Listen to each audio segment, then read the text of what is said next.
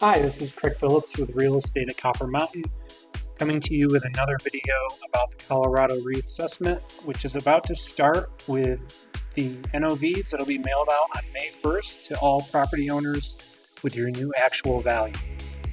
So I say the process starts with this because you are going to have the opportunity to appeal your value through first the assessor, second the CBOE, and then there are some options for appealing further down the line. But basically what happens is after your CBOE appeal process, the assessor is going to lock in the values, send the values as a preliminary to taxing entities, to the state, and start working towards final certification, which happens in December. And this is an important step to the process because it's going to help the different government entities understand the property values that they can set their mill levies against. So going back, actual values going to be established. Once actual values are established, we go through the assessed value, which depending on what type of property you have, residential, vacant land, commercial, agricultural, you're going to be assessed at a different rate.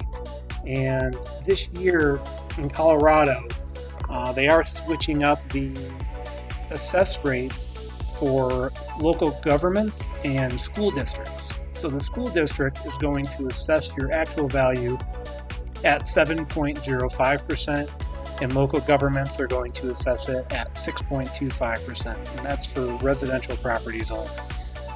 So you multiply your actual value by that assessment rate to get your assessed value, and then once you have that assessed value, it's then multiplied by your mill levy, which is a cumulative number based on whatever government overlays your property lays with it.